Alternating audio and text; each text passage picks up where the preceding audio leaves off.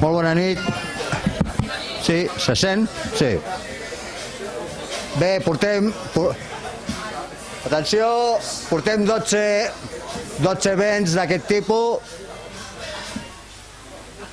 Moltes gràcies. Portem 12 events d'aquest tipus. Avui tenim a Mauricio, que en breu us farà la xerrada. Res més recordar-vos que vegueu una mica, perquè el local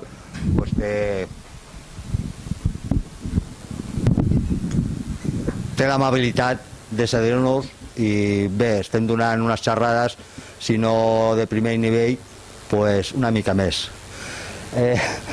Moltes gràcies. Juan Pablo passa a presentar el conferenciant d'avui. Sí, es que aquí tenemos muchas presentaciones. Bueno, bienvenidos, gracias por venir a esta edición de Escépticos en el Pub, con la que inauguramos la temporada. Esto va para adelante, cada vez viene más gente. Como ha dicho Juan Soler, os animamos a consumir, que ya sabemos que no hace falta animar mucho, porque os veo cara de bebedores. Pero bueno, no está de más decirlo. Nos ha gustado todas las temporadas de Escépticos en el Pub empezar con alguien de nivel, ¿no? Y esta temporada no iba a ser una excepción. Tenemos aquí a Mauricio, que es una de estas personas que no necesita presentación. No creo que haya aquí nadie que no lo conozca, pero bueno, por si acaso hay uno o dos que no saben quién es, pues haré un breve resumen de su trayectoria, muy breve, porque tiene una trayectoria muy larga, porque Mauricio es un hombre que hace muchas cosas. Él modestamente me decía en un correo, dice: soy una persona que tengo muchos intereses y he tenido la suerte de desarrollar varios de ellos. Bueno, es periodista, es escritor, hace poco ha publicado un libro en Amazon, biografías de científicos, lo podéis comprar, 3 euros, baratito, así aprovechamos para hacer publicidad. Ha escrito novela negra, y no solamente ha escrito novela negra, sino que también ha participado en la organización de la Semana Negra de Gijón. No sé si sigue participando, sigue en el comité organizador. Es fotógrafo también, pero sobre todo es azote de magufos, es la bestia negra de los mercaderes del misterio, ¿no?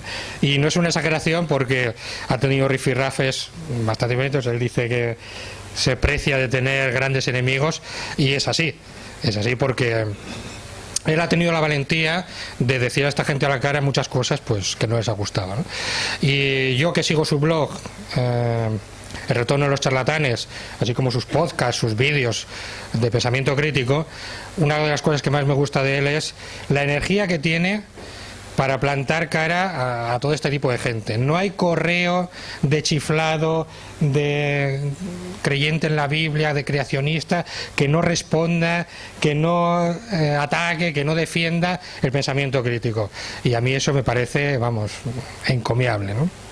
Aparte de eso, es miembro del Círculo Escéptico, y bueno, yo creo que se merece un gran aplauso. Mauricio.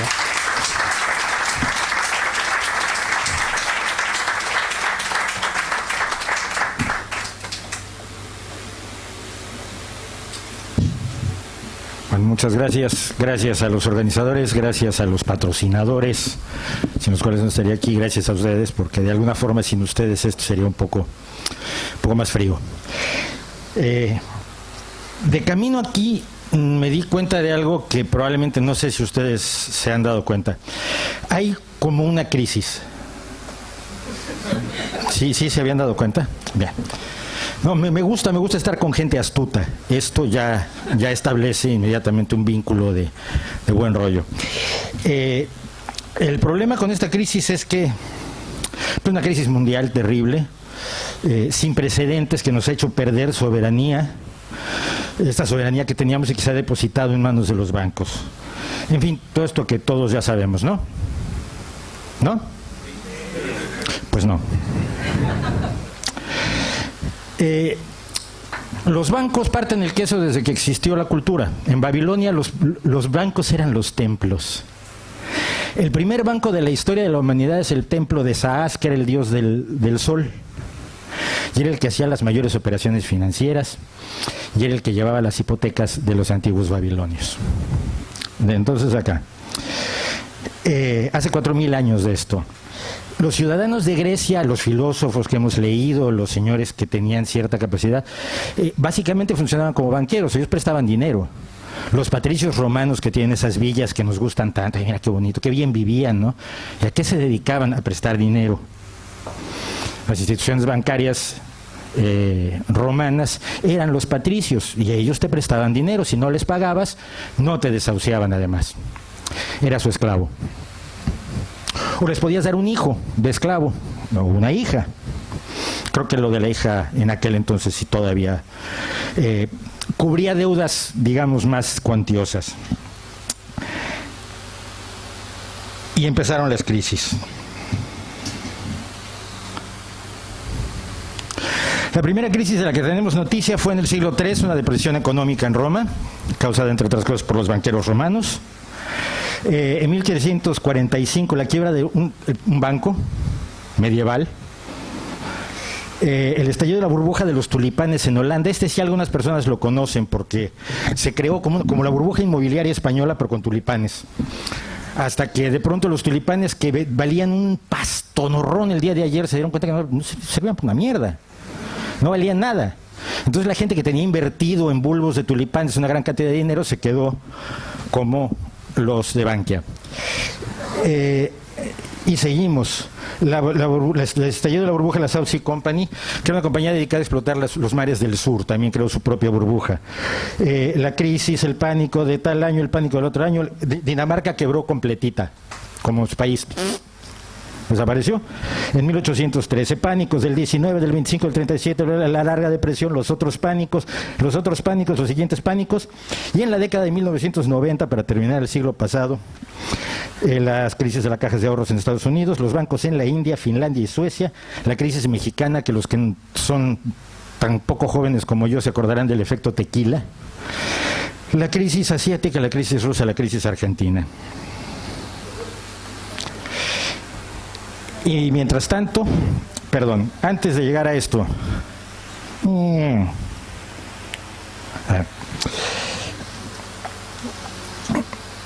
las crisis, todas estas por lo menos no fueron mundiales. Y la que tenemos hoy sí es mundial, ¿no?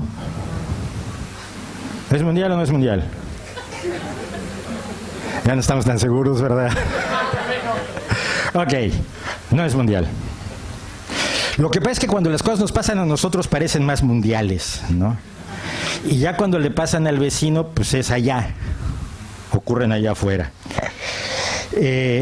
Fuera de Estados Unidos y la eurozona, donde se está sufriendo los peores efectos de esto, que no es una crisis, como vamos a ver además más adelante. Ya. Tenemos cosas como estas, me encantan las cifras. Prometo que son las pocas. Hay otra diapositiva de rollo, luego ya no tienen que leer más, ¿eh? Indonesia creció el año pasado un 6,5%. Es un montón de crecimiento. Es un crecimiento enorme. Egipto, 7,1%. Turquía 8,3%, Argentina el 9% de crecimiento, 2011 estamos hablando, el año de la horripilantísima crisis. Jordania 10%, Líbano 19%, Zambia 48,7%, es un crecimiento del casi el 50% de su economía. A todos ellos se la sopla esta crisis.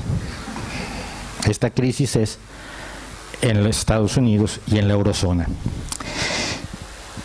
Pero es una sola crisis, de esto también estábamos hablando. Es una crisis, no mundial, pero bueno, en Estados Unidos y en la eurozona es una crisis.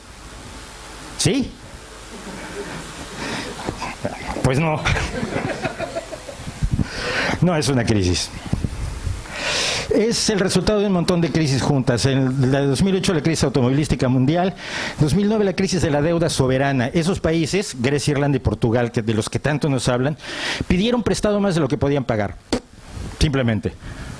Y no tiene nada que ver con la crisis española. En 2008 hubo una crisis de hipotecas basura en Estados Unidos. En Estados Unidos las hipotecas que ya se sabía que la gente no podía pagar, en vez de hacer un escándalo, se las vendían entre ellos los ricos. Te vendo un paquete de hipotecas por el 10%, no las vas a cobrar, ni loco. Y la gente lo compraba porque decía, bueno, pero sí, pero las compro y si las vendo después, gano dinero. aunque la hipoteca no se iba a pagar nunca. Y esto fue la burbuja que se armó con las hipotecas basura de Estados Unidos. En 2008 fue el mayor colapso bancario de la historia en Islandia. Islandia lo repiten mucho porque Islandia es como que el gran ejemplo. Podríamos hacer lo que hizo Islandia. No podemos. Hay un problema con Islandia. Los 3 bancos más grandes de Islandia le ofrecieron grandes negocios a los ahorradores británicos. Cogieron todo el dinero de los ahorradores británicos, se lo invirtieron a lo imbécil y quebraron.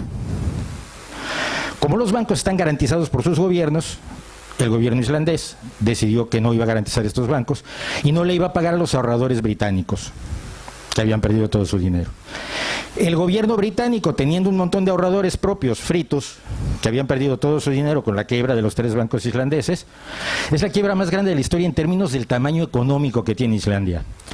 El gobierno británico le dio su dinero a los ahorradores. Ahora el que quiere cobrarle a Islandia es el gobierno británico. Esta historia apenas se está desarrollando. Crisis bancaria irlandesa es otra historia. Malas prácticas de bancos privados. Crisis bancaria rusa se debió a la guerra con Georgia y a la caída de los precios del crudo. Se bajó a menos de la mitad del crudo de la zona rusa. Y en 2008 la crisis financiera española de la banca semipública, las cajas. A resultas de una burbuja inmobiliaria donde nos dijeron a todos que teníamos que comprar una casa porque la tierra nunca pierde, la tierra nunca baja. Y resultó que no es cierto, que todo el mundo tiene casas de 180,000 que no valen 130,000 ni pintándolas de oro. Bien. Todo esto, una cosa muy importante, yo no quiero hablar de la crisis, ni quiero que discutamos de la crisis. Quiero que veamos cómo hemos visto lo que todo el mundo sabe, lo que todos nos han contado, lo que es evidente, lo que sale en los periódicos, lo que dice la televisión, si es de la nuestra. Si lo dice Jordi Évole, por ejemplo, seguro es cierto. Si lo dice Intereconomía, no. Por supuesto, los del otro lado dicen, si lo dice Intereconomía es cierto, si lo dice Jordi Évole, no. El pensamiento crítico diría que ninguno de los dos es muy fiable. No me acuerdo que sigue. Bueno, las épocas de crisis históricamente son de bonanza para el pensamiento más reaccionario. Y un ejemplo de esto más, lo más conocido son las tendencias conspiranoicas. Y dale. Aquí tenemos una pequeña fila de desempleados en la República de Weimar, al final de la República de Weimar en Alemania, cuando un chico que tenemos, su nombre ya aparece por aquí arriba, prometió soluciones fáciles utilizando el pensamiento mágico. Dice, la crisis que sufrió Alemania a finales de los 20, principios de los 30 fue aterradora. Tú llegabas a comprar cervezas y las cervezas subían de precio de que la pediste a que te la servían. Entonces la gente llegaba con existen filmaciones de gente llegando con una carretilla de dinero y comprando 5 cervezas. Y ya luego se las iba bebiendo, porque la inflación hacía que en poco rato dijeran, ahora vale el doble. Y el marco no servía ni para limpiarse. Pero la tentación conspiranoica, que manejó muy bien ese señor que veíamos ahí, es muy fuerte en tiempos de crisis. En Estados Unidos, sin embargo, tenemos un caso muy curioso, simplemente para terminar, por qué hemos visto quizás irracionalmente la crisis y el pensamiento racional que aplicamos a ciertas cosas, luego no lo aplicamos a otras. Estados Unidos se ha perdido la fabulosa cantidad de 129,000 millonarios entre 2011, perdón. O sea, hay 129,000 personas que eran millonarios, que tenían más de $1 millón invertibles. No la casa del $1 millón, no joyas. $1 millón que podían invertir, que los han perdido. O sea que aquí no solo han perdido los más jodidos, sino que también han perdido algunos de los que tenían dinero. Curioso, ¿no? Quizás, por ejemplo, no hubo maldad, sino estupidez. Esto lo decimos constantemente cuando nos hablan de Harp, o nos hablan de Bilderberg, nos hablan de los Illuminati. Pensamos racionalmente, claro, la gente ve grandes consecuencias y se plantea grandes causas. Tiene que haber una gran causa para una gran consecuencia. Si hay un huracán, tiene que haber alguien diseñándolos, probablemente Harp. Pero nosotros generalmente desde el pensamiento crítico decimos, mira, nunca atribuyas a la maldad lo que puedes atribuir simplemente a la estupidez, que son las características más acusadas del ser humano. Metemos la pata mucho más de lo que acertamos. Tenemos suerte porque somos una especie que acierta, pero metemos mucho la pata. Pero no lo hacemos ante cosas que también deberíamos hacerlo. A mí el caso Bilderberg me cae muy bien, y ahora sí prometo que es la última diapositiva rollera. Esta es la lista secreta de, bueno, no completa, me faltan muchos, de los participantes de la reunión secreta de Bilderberg de 2012, que se reunió en secreto en el Hotel Westfield Marriott en Chantilly, Virginia, para gobernarnos en secreto. Tienen que reunirse 3 días al año para gobernarnos, porque no van a usar correos electrónicos. Ya Wikileaks nos demostró que no usan cables para comunicarse entre ellos. No se ven en otras ocasiones, se reúnen solo para eso. Todo su esquema de dominación mundial se decide en estos 3 días al año. ¿Alguien nota algo extraño en esta lista? Es bastante representativa, no puse a todos porque es un montón de gente el que va. Joder, si va hasta Soraya Sáenz de Santa María. Nos gobiernan en secreto. Ok, ¿notan algo raro en esta lista? Por ejemplo, no hay japoneses. Los japoneses no participan en la dominación del mundo, no gobiernan. No hay jeques árabes. Ellos tampoco juegan en este asunto, ¿o cómo va la situación? No están los accionistas. Todos los que hay aquí de empresas, como Peter Orszag, vicepresidente de Citigroup, el presidente de Dutch Shell, el presidente de Dow Chemical, de Siemens, el director de The Economist. Entonces, esta es gente a la que le pagan para hacer crecer el dinero de los accionistas, pero ninguno de ellos es el accionista principal de su negocio. Bueno, la excepción es Kissinger. Kissinger sí es, creo que, el dueño de su negocio. Pero sobre todo, ¿cómo nos van a gobernar secretamente los señores que nos gobiernan todos los días abiertamente? Ahí está Luis Cebrián, es el presidente de Telecom Italia, el presidente de Barclays. Este es el pensamiento conspiranoico que con un poco de pensamiento racional dices, obviamente, estos se reúnen para otra cosa. No se reúnen para lo que se reunieron al principio. Un señor holandés no quería que Europa se volviera anti-yanqui y pues se decidió reunir a los europeos, a los dignatarios europeos y a la gente de dinero con los estadounidenses para entenderse mejor. Las cosas que hacen las deciden de otra forma. Ante esto pensamos críticamente, ante la crisis tenemos que pensar críticamente. Y pensar críticamente, el que no tenga chapita luego me la pide, es cuestionarlo todo, absolutamente todo, rascar en la herida. Perdón. Joder, ¿por qué echas para adelante? Me estás quemando toda la... Retorna. Atrás, atrás, atrás. Pensamiento crítico. Este es nuestro amigo. Algunos esto le llaman escepticismo. Yo también solía hacerlo hasta que descubrí varias cosas. Una de ellas es que todo el mundo es escéptico de algo. Los máximos creyentes son escépticos de algo. Por ejemplo, de los escépticos, de la ciencia, del pensamiento racional, de los que creen que el hombre no fue a la luna se llaman apoloescépticos. Iker Jiménez dice que es un verdadero escéptico. Es un verdadero escéptico porque acepta que existe lo paranormal sin cuestionarlo demasiado. Es un verdadero escéptico. El escepticismo hizo daño al negocio paranormal. Y una de las cuestiones más elementales del ser humano es apropiarse las palabras que te molestan.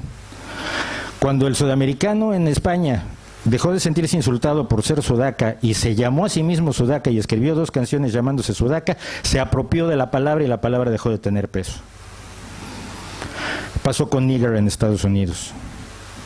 Ahora los negros se llaman niggers entre sí. Pasó con los mojados mexicanos que van a Estados Unidos en busca de trabajo. Y pasó con los escépticos. El señor Sheldrake, no sé si ustedes conocen a Rupert Sheldrake, es un señor que cree que existe la magia, básicamente, pero como es biólogo es muy importante. Como él es biólogo, seguro que la magia existe más que si fuera solo la bruja Lola. Entonces, Rupert Sheldrake tiene un instituto de investigaciones escépticas. No investiga más que a los escépticos, y los investiga para ponerlos verdes.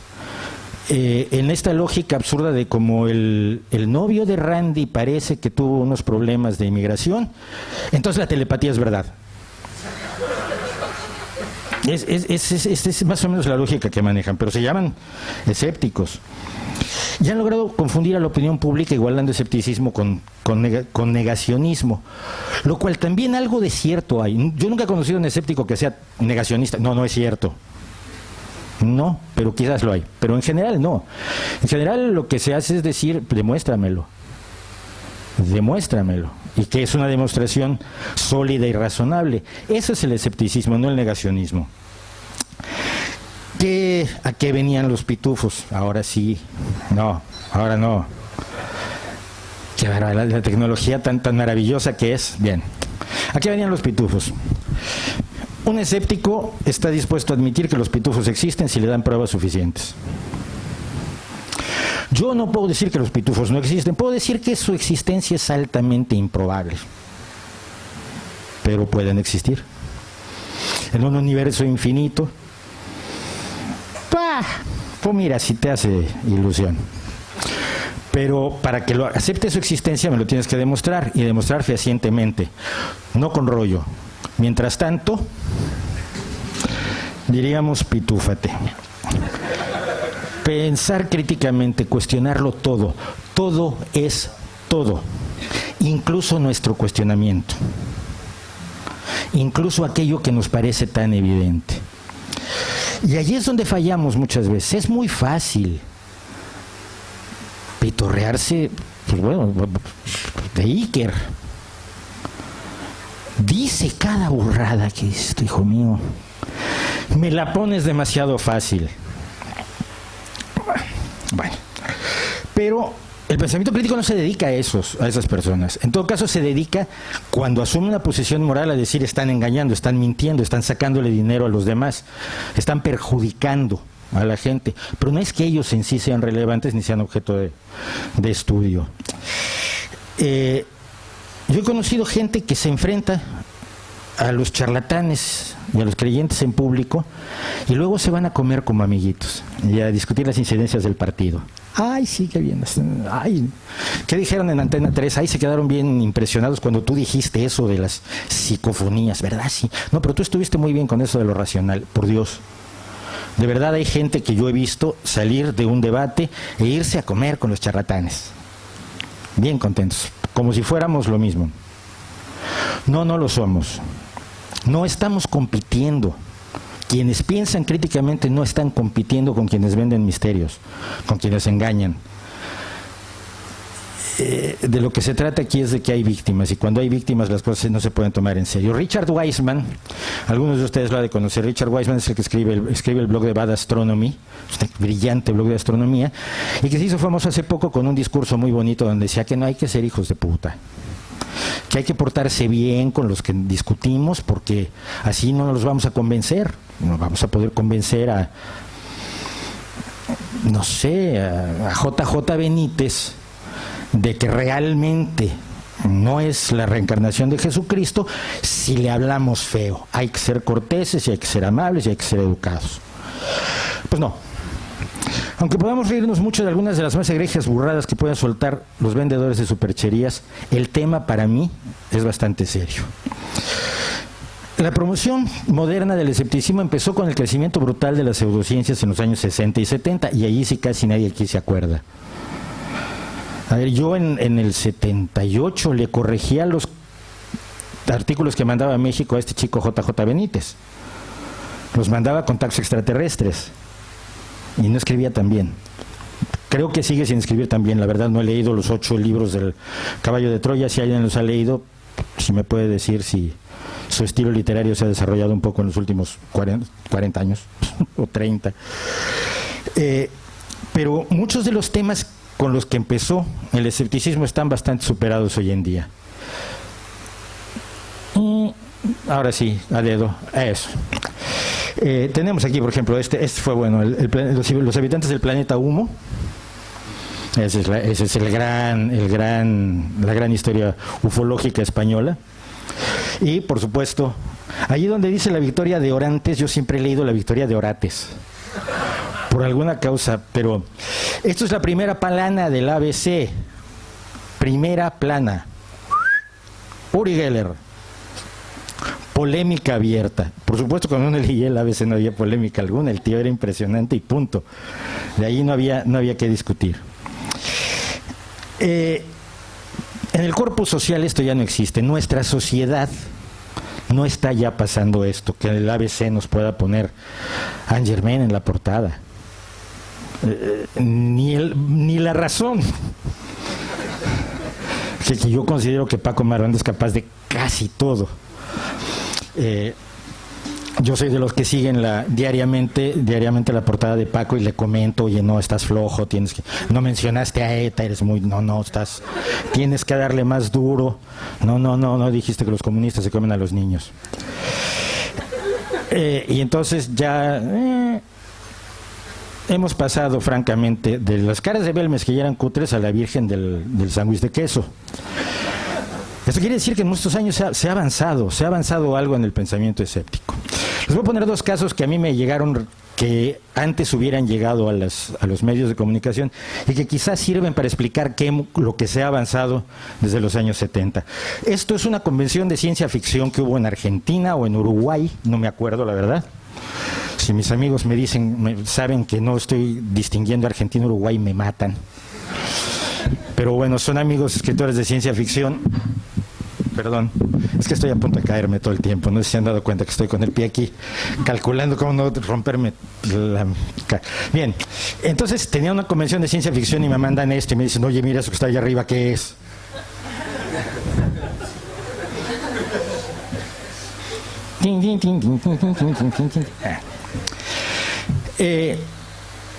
Tú sabrás qué es, porque eres escéptico. No, pero soy fotógrafo y llevo muchos años metido en esto, entonces sí hay cosas que uno puede entender. Este es el tamaño real y este es un acercamiento que nos empieza a dar un poco de idea de que esto está más borroso de este lado que de este lado. No es que el sol le esté dando al platillo volante por arriba a la izquierda, porque si se acuerdan de la anterior diapositiva está nublado, entonces no hay sol. Como soy fotógrafo, sé que esto me da la impresión de ser lo que el investigador mexicano Luis Ruiz Nogués llama técnicamente un pájaro ovni. Es decir, una larga exposición de un pájaro. La única forma de saberlo, como no tenía yo los datos, en general las fotografías tienen unos datos que se llaman EXIF y que incluyen la apertura, la exposición, la sensibilidad ISO y una gran cantidad de información sobre la toma que muchos no quisieran que se tuviera. En este caso era una copia, pero tuve que buscar una zona donde se vio una larga exposición y la tuve en el pie del compañero que venía hasta atrás. Que evidentemente está borroso, evidentemente la exposición es de más de un quinceavo de segundo, de menos de un quinceavo, probablemente un octavo, como máximo un quinceavo, por lo tanto esto es un pájaro que probablemente tiene su nido, y allí su mujer lo está esperando, mira. Y eso se llama un pájaro ovni. Bien, este es el nivel más alto al que llega la investigación ovni escéptica. Ya sabemos que es un pájaro ovni. Cuando te mandan en la segunda foto dices, guay, es un pájaro. La tercera, que es un pájaro. 10 años después te le mandan una foto y dices, ¿dónde has estado los últimos 10 años? Es un puto pájaro. Por eso la investigación escéptica no sirve, no tiene futuro. Si la investigación paranormal no tiene futuro, la escéptica menos. Ya sé que es un pájaro, punto. No hay más que investigar. Me pueden traer 200 fotos iguales, sigue siendo un pájaro. No puedo investigar cientos de fotos iguales porque ya sé lo que son. En cambio, los paranormales sí pueden investigar lo mismo una y otra vez. Si ustedes saben, una psicofonía es una pareidolia o un fraude. Punto. Cuando el líder del grupito de creyentes se presenta con otra otra grabación de Ruido Blanco, saltan felices de, oh, mira, vamos a investigar esta. ¿Qué es Ruido Blanco? Es una pareidolia. Y no tengo más que investigar hasta que la pareidolia diga, por ejemplo, Cleopatra está enterrada en tal lugar y esté. El día que veamos eso, sí es de impresionarse. O yo traía algunas de las cosas que me gustaría que dijeran las psicofonías. ¿Dónde están algunas de las grandes? Por ejemplo, ¿dónde está enterrado Genghis Khan? Es uno de los grandes misterios. ¿Dónde está enterrado Alejandro Magno? El arqueólogo que encuentre dónde está enterrado Alejandro Magno será como el que encontró la tumba de Tutankamón. O sea, alguien dará una charla sobre él y no se acordará de su nombre. No es cierto, Carter. Las joyas,